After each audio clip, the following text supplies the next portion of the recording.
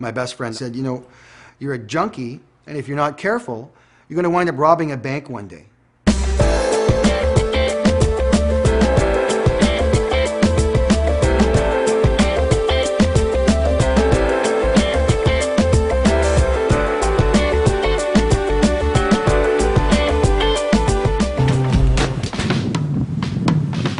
Hi, my name is Michael. We're in the South Junction Triangle of West Toronto, and I am, along with my wife, a small business owner on DuPont Street. This little area is experiencing some major growth. The demographic is changing rapidly. Gentrification has begun, and we're hoping to take full advantage of that with our little bar.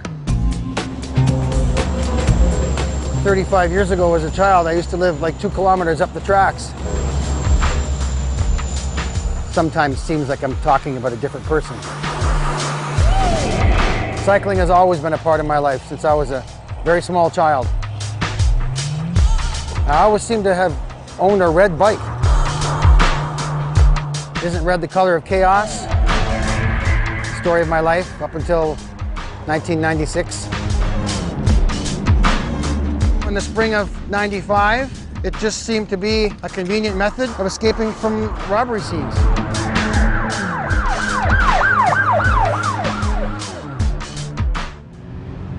I was born and raised in Toronto, bounced around quite a bit as a child.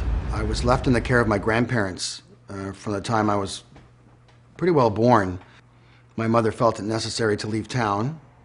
My grandparents would tell me that she was away or she was out west, but she was thinking about me and stuff like that. So to me, that was the norm. You know, that's what I knew and that's what I accepted. My mother came back into the scene when I was about 8 or 9 years old. From what I can see, there was never an opportunity to really establish that mother-son bond. A bright red bicycle with a banana seat was the first gift I received from my father when I was about 6 or 7 years old. I came home and it was there. And I said, "Where's this bike come from?" And my grandmother said, "Your father dropped it off." My father, like, who is he? I maybe met him a half a dozen times. He was a bookie.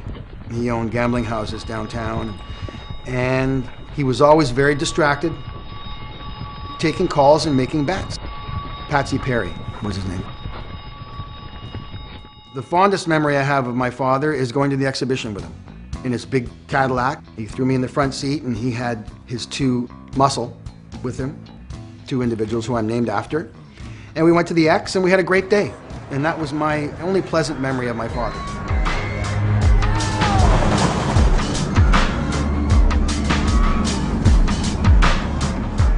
I was raised in a series of environments where alcohol was abused. My grandparents, they liked to drink, but they were not abusive. They were not abusive to each other or to me in any way, shape, or form. Other members of my family were a little more unstable when they got intoxicated. And I remember at a very early age being fearful of those times. I mean, at 5 and 6 years old, and I remember distinctly watering down alcohol. I knew the cause and effect. Alcohol means my night is going to be either sleepless or something's going to happen.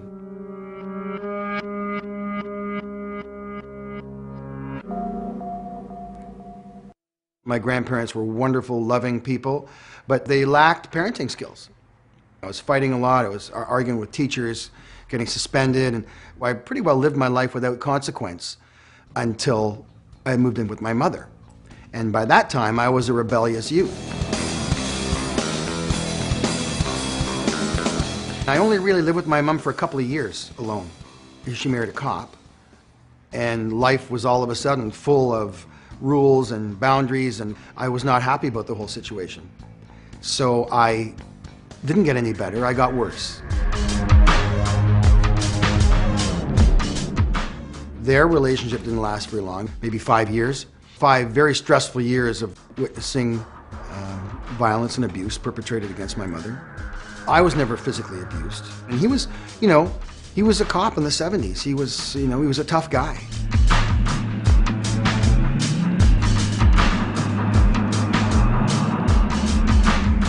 I was not allowed access to my father because my father was a career criminal.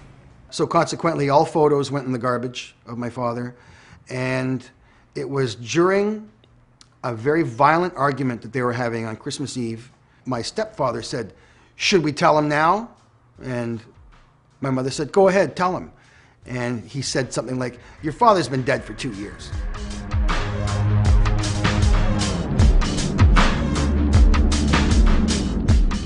"20 years later, I'm at Joyceville Penitentiary, and some people knew who Patsy Perry was. I mean, he had been dead a long time. But somebody came to me and said, "You're going to want to talk to this guy because I think he knew your father." He told me more about my father in a 1-hour conversation than I had ever known. Being arbitrarily denied access to him affects me more now, obviously, than it did then. I'd like to know who he was. I know that he was an interesting character. I know that he was involved in the same kind of stuff that I was involved in. My family's circle of friends were always up to stolen this and hot that. It's not a stretch to think that I might have wound up in that same line of work down the road.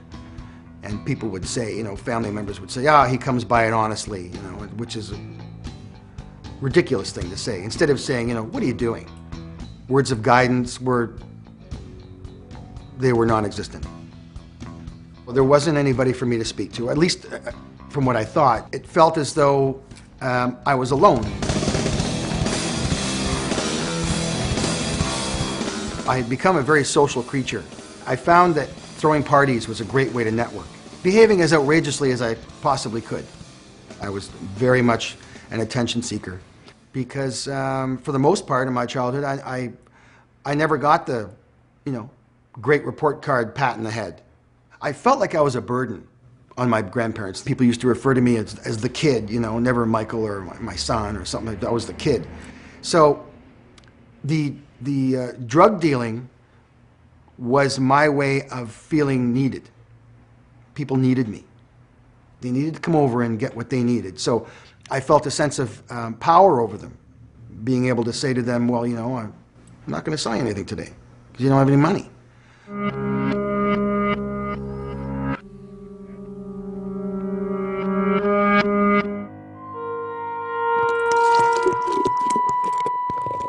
When I started to self-medicate, I was about 13 years old.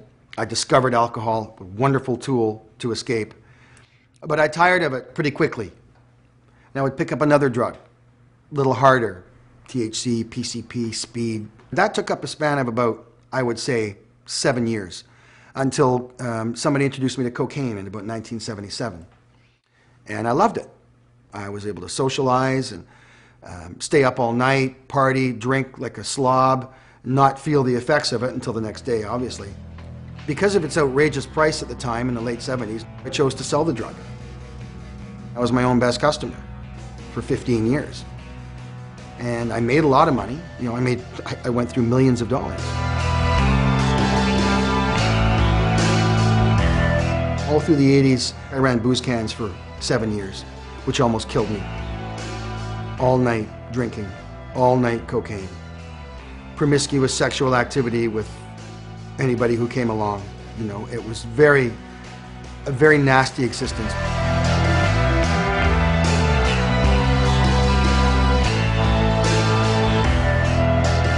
By 1989, my club was awash with cocaine, which led to its closure. I needed something to generate cash, so I started selling cocaine again.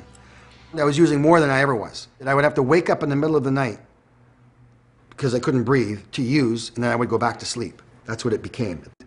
When I picked up heroin in 1989, I fell in love with it. And within a week, I was horribly addicted to it because that pattern reemerged. When I picked up a new drug, I would abuse it to excess right away.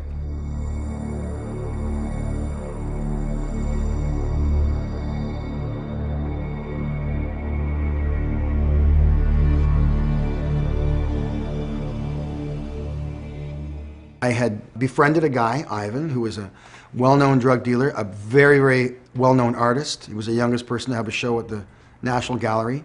He was my best friend. And our friendship transcended the drugs. I mean, we hung out together, we went to movies, car shows, all the stuff that friends do, that I didn't do with anybody else in my circle. We were both out of control, but we had enough vision that we wanted to retire. We had accumulated a large amount of drugs and money in hopes that we could stop doing what we were doing. We're working on the Freedom 35 plan, and the Freedom 35 plan didn't work. They busted my partner and I. In 1993, after 20 years of selling drugs, I was destitute. I had no money. I got kicked out of my apartment. My life is slowly falling apart, but I had no intention of stopping my self-destructive behaviors with regard to my addiction. It's all I knew.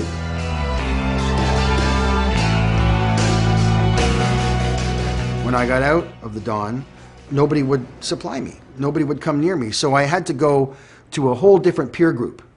Started hanging out now with intravenous drug users who did nothing but stick needles in their arms all day.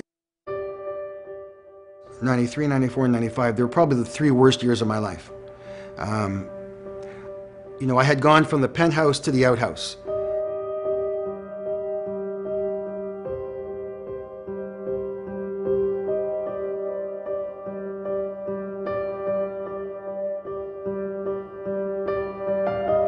When Ivan was murdered in the spring of 1994, March 30th, I kind of fell apart. He was murdered for his stash. It wasn't a deliberate murder. I'm sure Tom didn't mean to kill him. Like, they were old friends. A week later, Tom was found in a hotel room in Niagara Falls dead, overdosing on the stash that he stole from Ivan.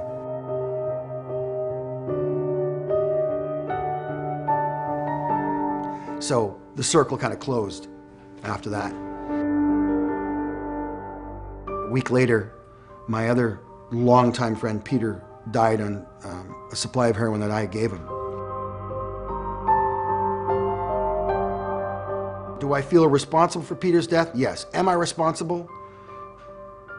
No, I don't think so, but I carry it around with me. It's a cross that I bear and continue to bear.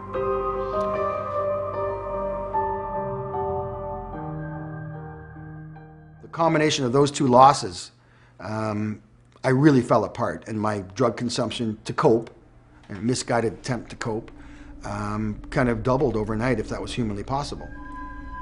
My primary focus on a daily basis was not even getting high anymore. It wasn't getting high. It was just maintaining my level of intoxication to avoid getting sick.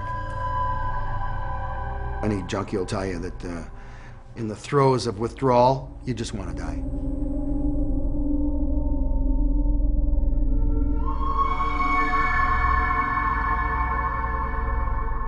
I was exhausted. I was emaciated. I was about 160 pounds, and I was kind of running amok. And I decided in a moment of great wisdom that bank robberies were the solution to my problem. And I could see the bullet in the chamber, and beyond that, I could see the face of the cop